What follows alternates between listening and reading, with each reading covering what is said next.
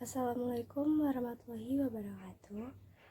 Nama saya Ratna Utami dari 12 IPA 1. Di sini saya akan membahas sedikit tentang teks sejarah.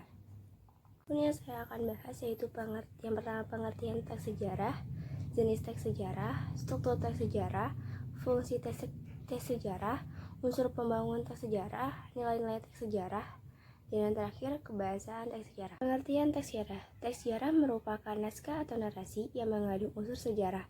Dalam teks sejarah ada beberapa unsur fakta seperti tokoh, waktu, nama tempat, dan peristiwa sejarah.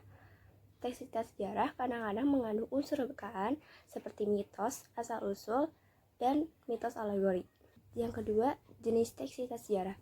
Secara umum, teks sejarah dapat dibedakan menjadi dua, yakni teks cerita sejarah berdasarkan fakta sejarah dan teks cerita sejarah berdasarkan fiksi.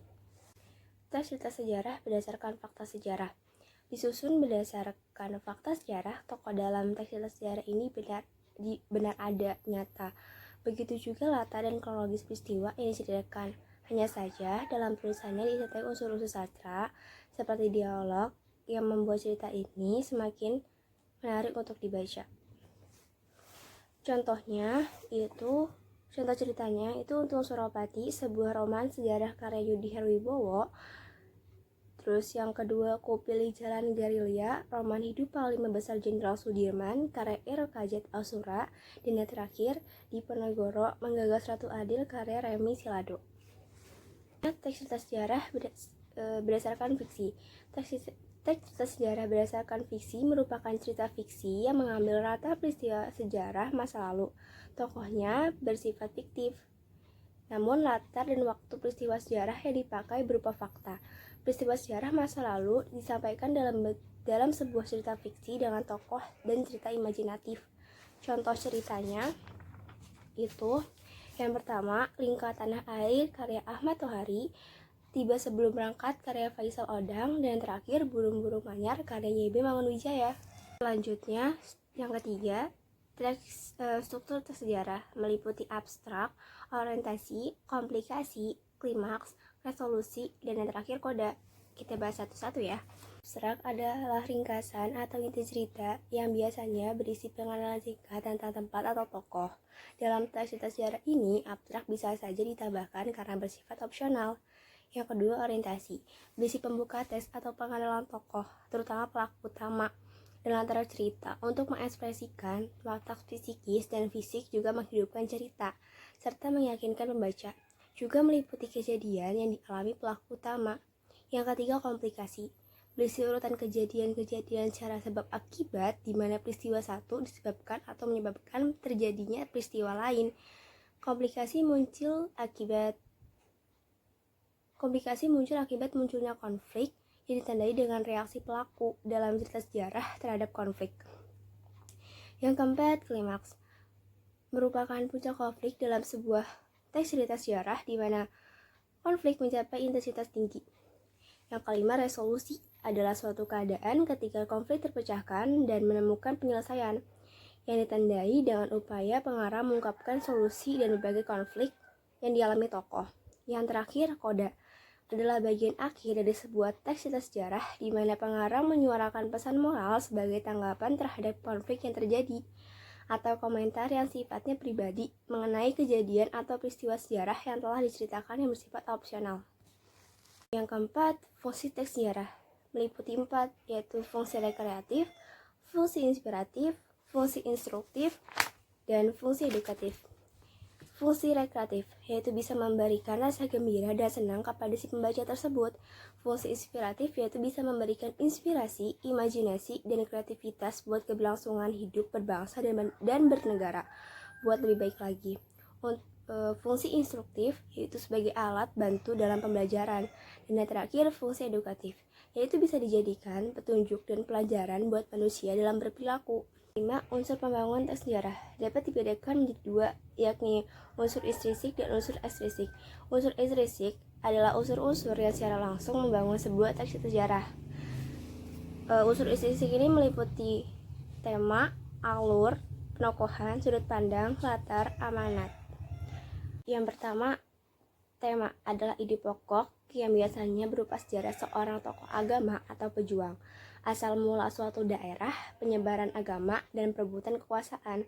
Alur adalah serangkaian peristiwa dalam cerita yang mempunyai hubungan sebab akibat berdasarkan waktu.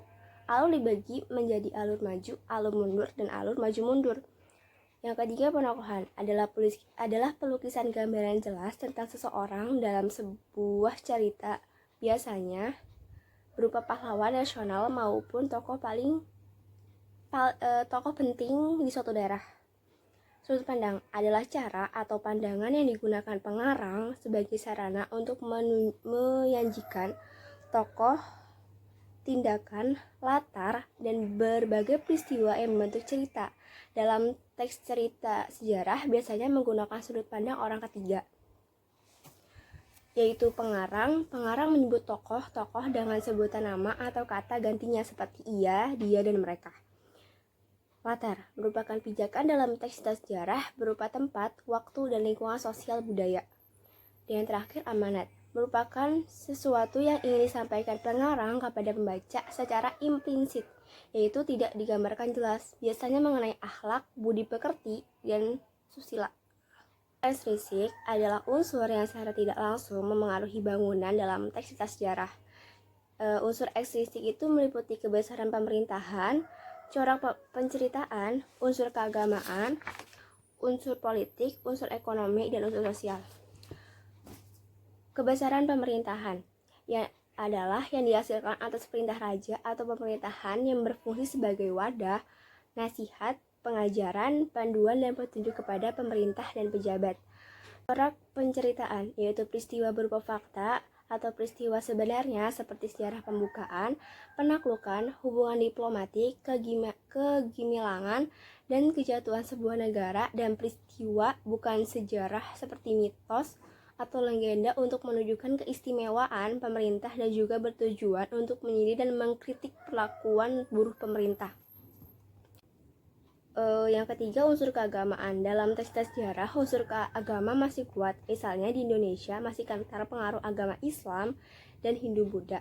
Unsur politik, di mana biasanya terdapat konflik tentang perebutan kekuasaan atau daerah kekuasaan, juga dapat berisi kisah perjuangan rakyat melawan penjajah atau rakyat melawan pemerintah berkuasa. Unsur ekonomi, menceritakan kehidupan ekonomi pada zaman itu, misalnya berdagang, mencari ikan, atau bertani. Dan yang terakhir, unsur sosial, biasanya menceritakan kehidupan dalam istana atau negeri, di mana terdapat jenjang status sosial, misalnya antara raja atau penguasa dan rakyat. Selanjutnya, nilai-nilai dalam teks cerita sejarah. Itu meliputi nilai moral, nilai kepahlawanan, nilai religius, nilai budaya, dan nilai sosial. Nilai moral adalah nilai yang memberikan nasihat atau ajaran yang berkaitan dengan akhlak budi pekerti. Nilai kepahlawanan adalah nilai yang dapat diteladani dari sifat tokoh dalam melakukan perjuangan. Nilai religius yaitu nilai-nilai yang berkaitan dengan kehidupan beragama. Nilai budaya adalah nilai yang dapat memberikan suatu arti yang sangat mendalam dalam kehidupan bermasyarakat, peradaban, atau kebudayaan. Dan yang terakhir, nilai sosial, yaitu nilai yang berkaitan dengan tata pergaulan antar individu di masyarakat. Terakhir, kebiasaan teks sejarah. Kebiasaan teks sejarah adalah fungsi kalimat yang berpindah posisi. Keterangan memberikan fungsi informasi tambahan dalam suatu kalimat. Keterangan dapat berada pada bagian awal, tengah, dan akhir kalimat, kecuali antara predikat dan subjek. Keterangan mempunyai beberapa jenis, diantaranya keterangan tempat, berfungsi menerangkan tempat kejadian dalam teks cerita sejarah. Proporsi yang digunakan seperti di, ke, di dalam, dan pada. Keterangan waktu, berfungsi menerangkan latar waktu kejadian dalam teks cerita sejarah. Proporsi yang digunakan adalah pada, dalam, sesudah, dan sebelum. Keterangan alat, berfungsi menandai alat yang digunakan untuk melakukan sesuatu. Proporsi yang digunakan adalah dengan. Keterangan tujuan, berfungsi untuk menunjukkan suatu tindakan. Proporsi yang digunakan adalah agar, supaya, untuk, demi, bagi, dan dalam. Keterangan cara, berfungsi menerangkan cara yang dilakukan untuk melakukan sesuatu. Proporsi yang digunakan adalah dengan, secara, dan dengan cara. Keterangan penyerta, berfungsi menerangkan penyerta dalam sebuah kalimat. Proporsi yang digunakan dengan, bersama, dan beserta. Keterangan perbandingan. Berfungsi membandingkan dua aspek baik yang sama maupun berbeda. Proporsi yang digunakan adalah seperti, bagaikan, laksana. Dan yang terakhir, keterangan sebab. Berfungsi menerangkan alasan terjadinya suatu kejadian. Proporsi yang digunakan adalah karena dan sebab. Kata sifat, kata yang menerangkan nomina atau kata benda. Ciri kata sifat adalah digabung dengan kata lebih dan sangat. Kata sifat sering digunakan dalam novel sejarah. Biasanya kata sifat ditemukan untuk menggambarkan tokoh, tempat, atau suasana. Yang terakhir, bahasa kias. Makna simbolis. Penulis yang menggunakan simbol-simbol dalam penulisan teks sejarah. Simbol yang digunakan penulis tersebut memiliki makna tersendiri. Simbol tersebut dapat dimaknai oleh pembaca. Pembaca dapat mengaitkan simbol tersebut dengan konteks cerita. Makna simbol tersebut pasti berhubungan dengan konteks peristiwa yang diceritakan dalam cerita. Ungkapan. Salah satu bahasa kias yang sering digunakan dalam penulisan novel sejarah. Ungkapan adalah kelompok kata atau gabungan kata yang menyatakan makna khusus yang makna unsur-unsurnya sering menjadi kabur atau mempunyai makna baru. Ungkapan menjadikan cerita novel sejarah lebih menarik dan tidak monoton.